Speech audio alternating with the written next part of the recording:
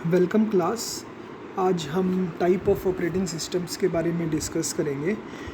Operating systems के जो types हैं वो काफ़ी फर्स्ट जनरेशन से लेके आज तक चेंज होती रही हैं, टाइम के साथ चेंज हुई हैं। तो इस चैप्टर में हम कुछ इंपॉर्टेंट ऑपरेटिंग सिस्टम डिस्कस करेंगे जो कॉमनली यूज्ड है। सबसे पहले है सीरियल प्रोसेसिंग ऑपरेटिंग सिस्टम।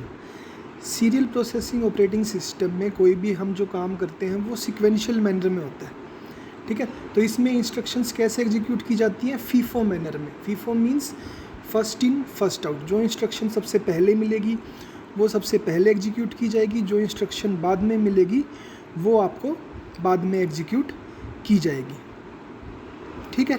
तो इसमें जनरली एक प्रोग्राम काउंटर होता है जिसकी मदद से ये पता लगता है कि हमने कौन सी इंस्ट्रक्शन नेक्स्ट एग्जीक्यूट करनी है।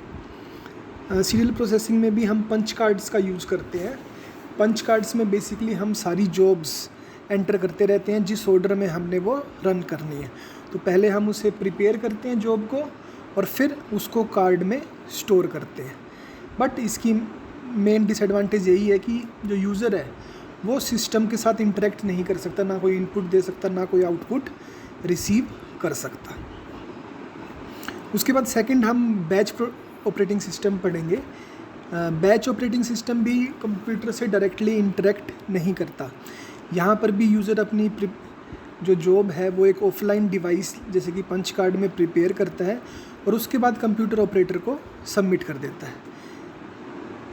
प्रोसेसिंग की स्पीड बढ़ाने के लिए जिन जॉब्स की सिमिलर नीड्स होती हैं उनको हम एक बैच में बना लेते हैं और एक साथ कंप्यूटर में रन करने के लिए दे देते हैं।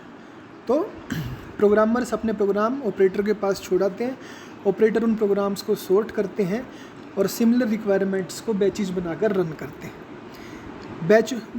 बैच सिस्टम में क्या प्रॉब्लम्स हैं? एक तो कोई भी इंटरेक्शन नहीं है यूज़र और जॉब के बीच में।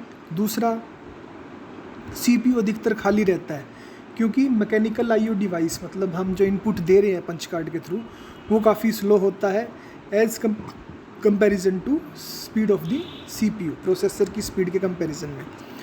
और तीसरा है कि हम हर काम को कोई प्रायोरिटी असाइन नहीं कर सकते। जो काम पहले आया वो पहले होगा, जो काम बाद में आया वो बाद में होगा।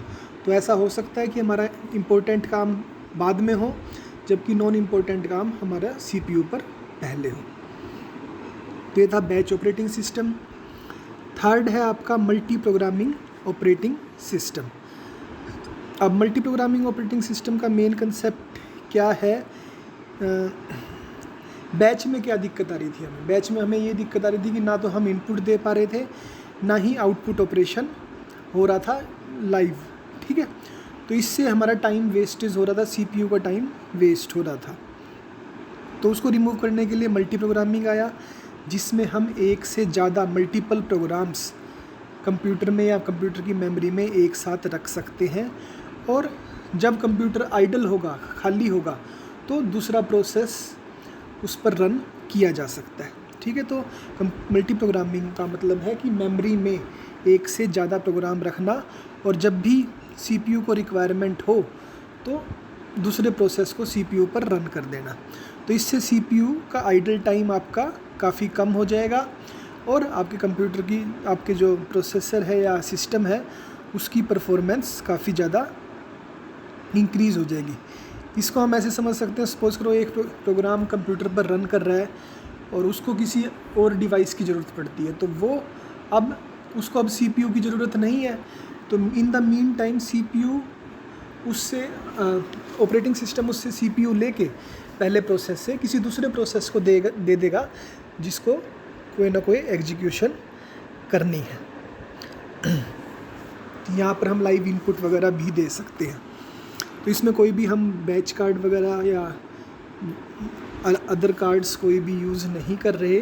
बट यहाँ पर काम ज़्यादा क्या बढ़ गया? ऑपरेटिंग सिस्टम को एलोकेशन का प्रोसेस करना है, डी एलोकेशन का प्रोसेस करना है, मेमोरी को एलोकेट करना, किस प्रोसेस को मेमोरी मिलेगी, किसको नहीं मिलेगी। जब उसकी रिक्वायरमेंट ख़त्म हो जाए तो मेमोरी डी एलोकेट करना। तो ये काम आपका ऑपरेटिंग सिस्टम का बढ़ गया है।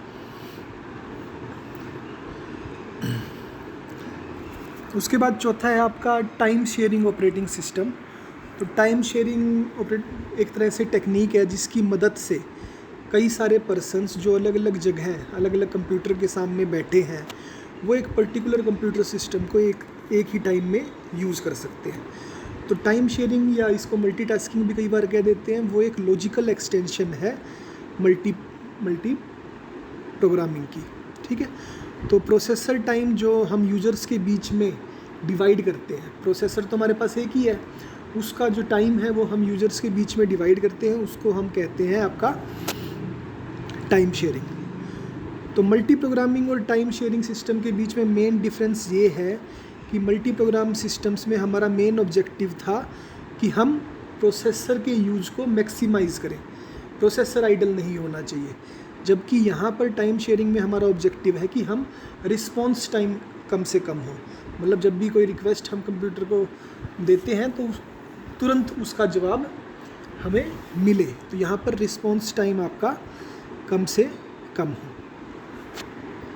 तो इसमें भी आपकी कई सारी जॉब्स होती हैं जो आपकी मेन मेमोरी में होती हैं, उनके बीच में CPU स्विच करता रहता है, बट स्विच इतनी फ्रीक्वेंटली करता है कि यूज़र को लगता है कि जो कंप्यूटर है वो सिर्फ उसी का ही काम कर रहा है। ठीक है, तो इमीडिएट रिस्पॉन्स यहाँ पर यूज़र को मिलता है। ठीक है, तो अगर n यूज़र्स प्रेजेंट हैं तो n यूज़र्स के लिए जो CPU टाइम है वो 1/n हो जाएगा। ठीक है, तो इस टाइप से टाइम डिवाइड हो रहा है, बट यूज़र को पता नहीं लग पा रहा है कि जो CPU है वो कोई और भी शेयर कर रहा है, क्योंकि CPU की स्पीड काफ़ी ज़्यादा फास्ट है एज़ कंपैरिजन टू हमारे नॉर्मल जो यूज़र्स इनपुट देते हैं। इस तरह के टाइम शेयरिंग ऑपरेटिंग सिस्टम में एक तो हमें CPU शेड्यूलिंग चाहिए कि CPU किसको मिलेगा, और दूसरा मल्टी प्रोग्रामिंग चाहिए क्योंकि एक से ज़्यादा प्रोग्राम हमें मेमोरी में रखने पड़ेंगे। ठीक है, एडवांटेजेस क्या हैं? क्विक रिस्पॉन्स मिलता है, avoid duplication of software. Duplication of software मतलब एक ही सॉफ्टवेयर को हमने अलग अलग कंप्यूटर पे रखने की ज़रूरत नहीं, एक मेन कंप्यूटर पे रखेंगे, उससे सारे कंप्यूटर उस सॉफ्टवेयर को यूज़ कर सकते हैं। फिर CPU का आइडल टाइम रिड्यूस करता है। डिसएडवांटेज क्या है? रिलायबिलिटी की प्रॉब्लम है, क्योंकि अलग अलग जगह सारे पर्सन्स बैठे हैं। सिक्योरिटी और इंटीग्रिटी की वही इशू रहता है कि आपका डाटा किसी और के पास ना चला जाए, किसी और का डाटा किसी तीसरे पर्सन्स के पास ना चला जाए, और डाटा कम्युनिकेशन की कई बार प्रॉब्लम हो जाती है। अगर इंटरनेट की स्पीड वगैरह कम हो तो कम्युनिकेशन इतनी आसानी से नहीं होता। उसके बाद नेक्स्ट है आपका डिस्ट्रीब्यूटेड ऑपरेटिंग सिस्टम। तो डिस्ट्रीब्यूटेड सिस्टम्स में क्या होगा, हमारे कई सारे सेंट्रल प्रोसेसर्स होंगे मल्टीपल जगहों पर, और वो किसी रियल टाइम एप्लीकेशन या मल्टीपल यूजर्स को सर्व कर रहे होंगे। तो यहाँ पर जो प्रोसेसर्स हैं वो अलग अलग जगह डिवाइडेड हैं। ठीक है, हर प्रोसेसर का अपना एक काम होगा, वो काम वही प्रोसेसर करेगा। तो जो भी डाटा प्रोसेसिंग की जॉब्स होंगी वो इन प्रोसेसर्स के बीच में डिवाइड कर दी जाएंगी। ये प्रोसेसर्स आपस में एक दूसरे के साथ कम्युनिकेट करेंगे क्या कम्युनिकेशन लाइंस के थ्रू, जैसे कि हाई स्पीड बस या टेलीफोन लाइंस, और इनको हम जनरली लूज कपल्ड सिस्टम्स या डिस्ट्रीब्यूटेड सिस्टम्स कहते हैं। तो प्रोसेसर्स जो डिस्ट्रीब्यूटेड सिस्टम में हैं उनका साइज़ भी अलग हो सकता है और फंक्शंस भी अलग हो सकता है। तो इन प्रोसेसर्स को हम कई बार साइट्स, नोड्स, कंप्यूटर्स भी कह देते हैं। एडवांटेज क्या है? रिसोर्स शेयरिंग, अलग अलग जगह के कंप्यूटर्स हम यूज़ कर रहे हैं, वहाँ के रिसोर्सेज हम यूज़ कर रहे हैं। जैसे प्रिंटर है तो प्रिंटर एक ही यूज़र, कई सारे यूज़र्स उसको शेयर कर रहे हैं। एक्सचेंज ऑफ डाटा का स्पीड अप हो गया हम इलेक्ट्रॉनिक मेल वगैरह से, क्योंकि कंप्यूटर एक दूसरे के साथ कनेक्टेड हैं। अगर कोई एक साइट फेल हो जाए डिस्ट्रीब्यूटेड सिस्टम में तो रिमेनिंग साइट्स पोटेंशियली ऑपरेट करना कंटिन्यू कर सकती हैं। उसके अलावा कस्टमर्स को बेटर सर्विस मिलती है, और फिर जो होस्ट कंप्यूटर है उस पर लोड रिड्यूस हो जाता है क्योंकि कई सारे कंप्यूटर्स हैं, और डाटा प्रोसेसिंग में डिले भी रिड्यूस हो जाता है।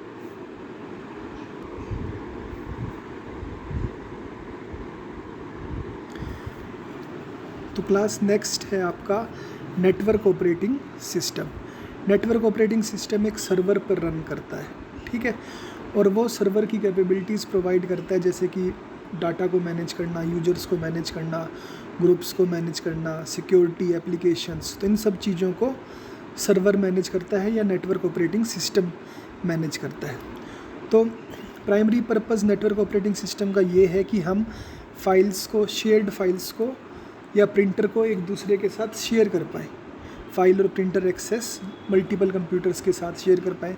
सपोज़ करो एक फ्लोर है, उसमें सारे कंप्यूटर्स लोकल एरिया नेटवर्क से कनेक्टेड हैं, तो वो सारे कंप्यूटर्स आपका, और आपकी फ्लोर पे सिर्फ एक ही प्रिंटर है, तो सभी वो एक प्रिंटर को एक्सेस कर पाए।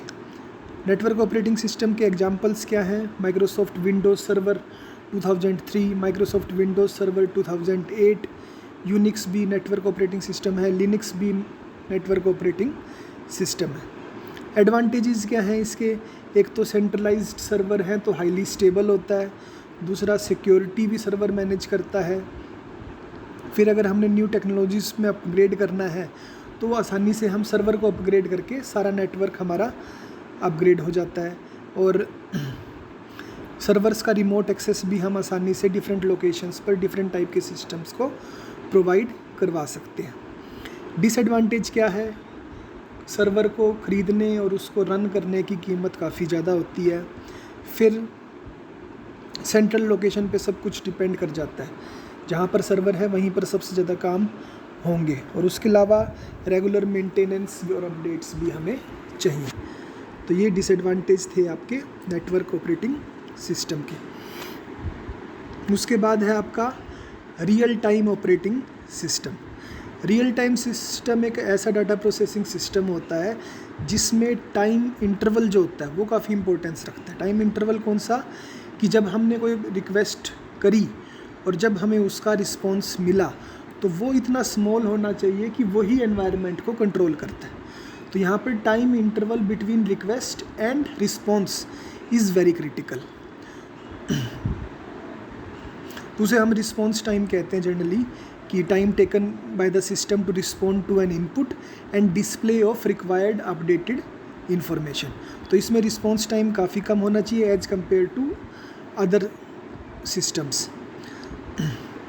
तो रियल टाइम सिस्टम्स में आपका रिजिड टाइम रिक्वायरमेंट्स है किसी भी ऑपरेशन को करने के लिए। कोई भी ऑपरेशन अगर हम कंप्यूटर पे कर रहे हैं तो उसमें टाइम कंस्ट्रेंट होगा कि इतने टाइम में ये ऑपरेशन कर देना चाहिए।